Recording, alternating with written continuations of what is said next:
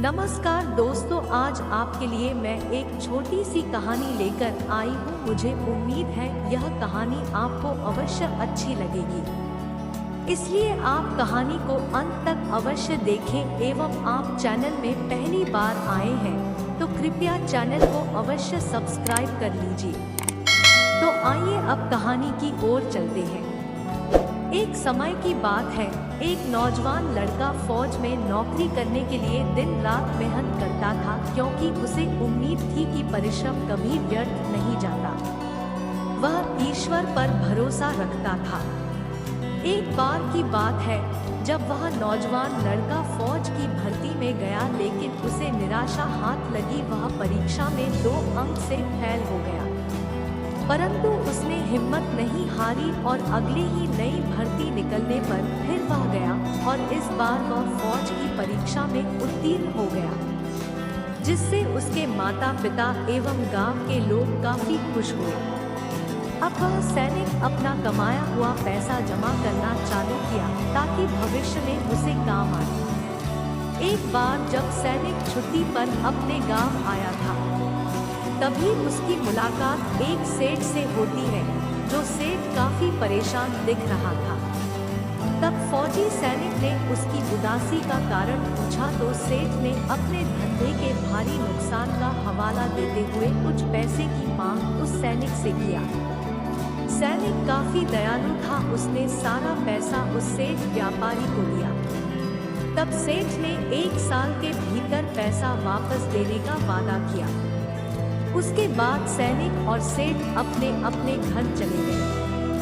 समय बीतता गया। वह नौजवान सिपाही अपनी ड्यूटी बड़े ही वीरता के साथ किया करता था। एक बार जब वह पड़ोसी देश के साथ चल रहे युद्ध में गया, परंतु वहां का रास्ता बड़ा ही कठिन था, इसलिए सभी सैनिक कोई घोड़ा कोई घोड़ी पर बैठकर युद्ध के मैदान की तरफ चल पड़े। वह नौजवान जो हाल ही में फौज में शामिल हुआ था, उसे घोड़ी की सवारी करके युद्ध में जाने का आदेश मिला और वह अपना युद्ध का सामान लेकर लड़ने गया। घोड़ी इतनी चपल थी कि चाहे आराम से लगाम खींचो या तेज से, वह अपने हिसाब से ही चलती थी। उसे जितने जोर से लगाम खींचो वह उतने ही तेज से भागती।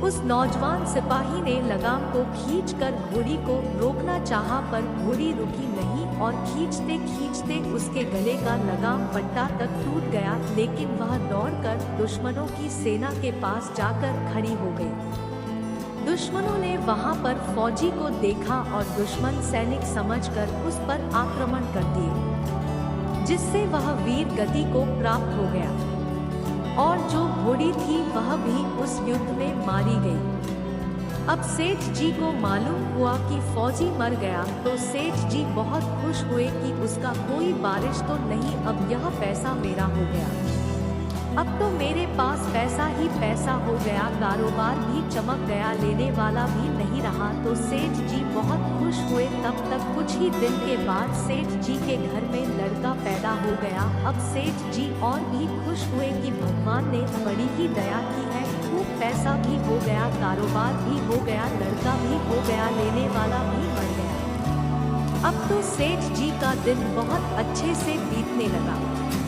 समय के साथ सेठ जी का लड़का खूब पढ़ाई किया एवं समझदार हो गया। सेठ जी ने उसे खूब पढ़ाया लिखाया। जब पढ़ लिख कर बड़ा हो गया तो सोचा कि अब यह कारोबार संभाल लेगा, चलो अब इसकी शादी करते हैं। शादी करते ही घर में आ गई बहुरानी। सेठ ने सोचा चलो बच्चे की शादी हो गई, अब कारोबार संभालेगा। लेकिन कुछ ही दिन के बाद बच्चे की तबीयत खराब हो गई। अब सेठ जी कभी डॉक्टर के पास कभी हाकिम के पास दौड़ रहे थे। वह जी जान लगा रहे थे कि बच्चा ठीक हो जाए। बच्चे को जो दवा खिला रहे थे वह दवा असर नहीं कर रही थी, बीमारी बढ़ती ही जा रही थी। सब पैसा बर्बाद हो रहा था और बीमारी बढ़ती ही जा रही है, रोग कट नहीं रहा था, पैसा खूब लग रहा था। अंत में डॉक्टर ने कह दिया कि इसको अब असाध्य रोग हो गया है, यह बच्चा 2 दिन के बाद मर जाएगा। डॉक्टर के जवाब देने पर सेठ जी निराश होकर बच्चे को लेकर रोते हुए आ रहे थे। रास्ते में एक आदमी मिला और पूछा, अरे सेठ जी क्या हुआ, बहुत दुखी लग रहे हो। सेठ जी ने कहा, यह बच्चा जवान था, हमने सोचा यह व्यापार में मदद करेगा, अभी बीमार हो गया। शादी होते ही हमने इसके लिए खूब पैसा लगा दिया। जिसने जितना कहा उतना दिया, लेकिन आज डॉक्टरों ने जवाब दे दिया कि यह बच्चा अभी बचेगा नहीं, क्योंकि इसे असाध्य रोग हो गया है जो लाइलाज है। अब इसे ले जाओ, ये अब 2 दिन में मर जाएगा। आदमी ने कहा, अरे सेठ जी तुम दिल छोटा क्यों कर रहे हो, मेरे पड़ोस में वैद्य जी दवा देते हैं, 2 आने की पुड़िया खाकर मुर्दा भी उठकर खड़ा हो जाता है, जाओ जल्दी से तुम दवा ले आओ। सेठ जी दौड़ कर गए, 2 आने की पुड़िया ले आए और बच्चे को खिलाई। बच्चा पुड़िया खाते ही मर ही गया। बच्चा के मरते ही सेठ जी रो रहे हैं, सेठानी भी रो रही है और घर में बहू रानी तथा पूरा गांव भी रो रहा है। गांव में शोर मच गया कि बहू रानी सेठ जी की कमर जवानी में टूट गई। सब लोग रो रहे हैं। तब तक एक महात्मा जी वहां पर आ गए। उन्होंने कहा, भाई क्यों रो रहे हो? लोग बोले, इसका एक ही जवान लड़का था, वह भी मर गया, इसलिए सब लोग रो रहे हैं, सब दुखी हो रहे हैं। महात्मा बोले, सेठ जी रोना क्यों? तब सेठ जी बोले, महात्मा जी अगर किसी का जवान बेटा मर जाए तब कोई रोएगा नहीं तो क्या करेगा? महात्मा जी ने कहा, अच्छा सेठ जी ये बताइए कि आपको कारोबार के लिए जो पैसा मिला था तब आपको खुशी हुई थी ना? सेठ जी तो सन्न रह गए।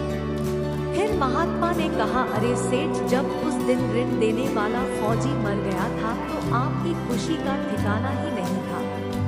तब सेठ ने कहा, किस दिन? महात्मा जी ने कहा, अरे जिस दिन फौजी मर गया था तो क्या सोचा कि अब तो पैसा ही नहीं देना पड़ेगा, माल बहुत हो गया, कारोबार खूब चमक गया, अब देना भी नहीं पड़ेगा, तब बहुत खुश थे। सेठ जी, हाँ महाराज खुश तो था। महात्मा ने कहा, उस दिन तो आपकी खुशी का ठिकाना ही नहीं था, पता नहीं कितनी मिठाइयाँ बंटवाई गई। सेठ जी, किस दिन? महात्मा, अरे जिस दिन लड़का पैदा हुआ था। सेठ जी ने कहा, महाराज लड़का पैदा होता है तो सब खुश होते हैं, मैं भी हो गया, तो क्या बुराई है? महात्मा, उस दिन तो खुशी से आपके पैर जमीन पर नहीं पड़ते थे। सेठ ने कहा, किस दिन? महात्मा ने कहा, अरे जिस दिन तुम अपने बेटे की शादी करने जा रहे थे। सेठ ने कहा, महाराज बेटा की शादी में हर आदमी खुश होता है तो मैं भी खुश हो गया। महात्मा, तो जब इतने बार खुश हो गए तो जरा सी बात के लिए रो क्यों रहे हो? सेठ जी ने कहा, महाराज यह जरा सी बात है, जिसका जवान बेटा मर गया हो उसके लिए तो जैसे सब कुछ उजड़ गया हो। महात्मा जी ने कहा, हे सेठ, जो तुमने फौजी का पैसा उधार दिया था वही तुम्हारा बेटा बनकर आ गया था।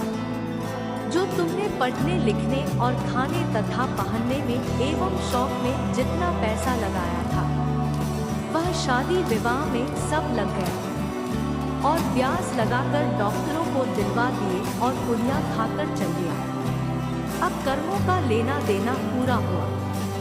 सेठ जी ने कहा, हमारे साथ तो कर्मों का लेन देन था, चलो हमारे साथ तो जो हुआ सो हुआ, लेकिन वह जवान बहू रानी घर में रो रही है। जवानी में उसको धोखा देकर विधवा बनाकर चला गया। उसका क्या जुर्म था कि उसके साथ ऐसा गुनाह किया?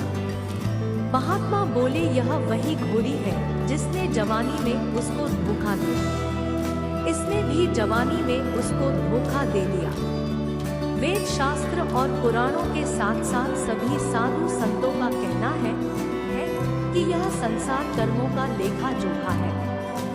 जो इस माया रूपी संसार में जैसा भी धर्म कर्म किया है वह उसका फल किसी न किसी तरह से अवश्य कर्म भोग करेगा।